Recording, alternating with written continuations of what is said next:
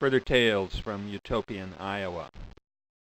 The Icarians, when they split at Nauvoo and moved west, a great number of them ended up here in Corning, Iowa. There's a sign put up in the 1970s announcing this. I've been to Corning many times, a few times when I was a kid, because it was on the old highway before the interstate system.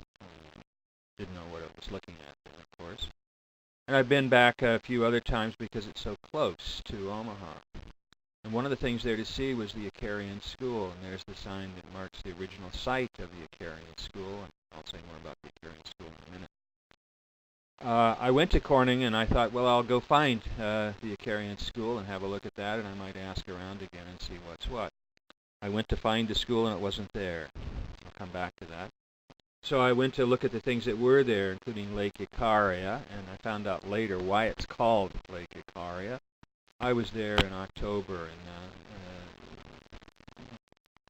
toward the end of fall, and it was very beautiful, and it was a weekday, so kids were at school, and others were at work or home, so I had it pretty much to myself, and it was very, very nice.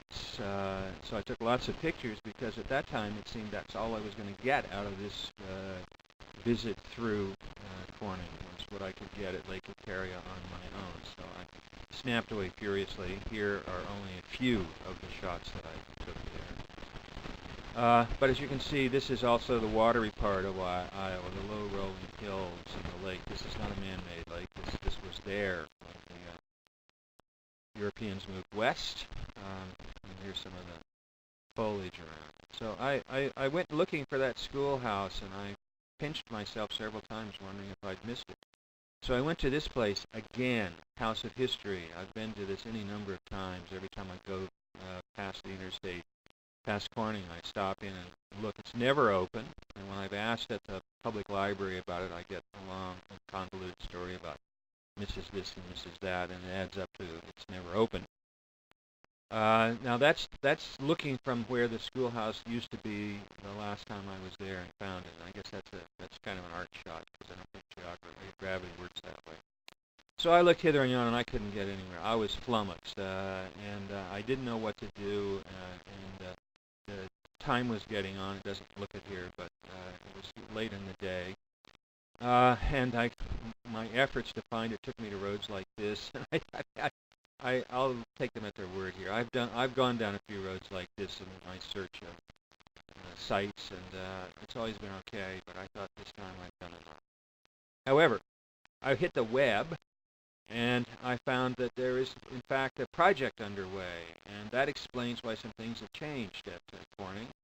I didn't mean for the enricher owners to apply here, so I contacted a phone number on the website and talked to this woman here, Sandra Lininger, who was a project officer who couldn't do enough for me. She was very gracious, informative, and helpful. She spent half a day with me showing me around what she's been doing and what her hopes are for the project. There's the schoolhouse. There's quite a story about this schoolhouse. I'm not sure I can squeeze it all in here. It was originally built by the territorial government of Iowa for another community, and that community, it turned out, didn't take, and so it was offered to the Icarians, and they took it, and then it became a bone of contention within that community as it split and moved on. So it's had several locations, and it was moved from the site I used to know it from, down by the Nordoré River, to this site, which is close but not exact to where the original colony was. So she got me in the schoolhouse. I had a close-up earlier of the bell on the roof because it was inverted, and that's a problem we tried to solve while we were there by pulling the rope to get it to drop down to its normal position so that it did not fill up with snow and ice in the winter and freeze and crack the bell. But the rope was a bit fragile, and it was frayed, and we didn't have much luck. And here's a way to try to remember the names of some of the colonists, and each of these blocks is sponsored by someone, but they were wearing badly already. And this is the site of the original cemetery, which is a few miles from. You can see the site, the original place, but it's now private hands as a farmhouse, just on the next little hillock. So it's a good spot. And she told me all about the stage machinery that goes into making a project like this, and I was dazzled at the complexity of the seeking the funding here and there for this and that, and just to get to acquire the land and to landscape it sufficient to this purpose was seemed to me like a Herculean effort. And here's the dining hall, which is being rebuilt in the manner of. Not new. The Weber there, the barbecue there is for the workers. I think it's not something the Acarians themselves had.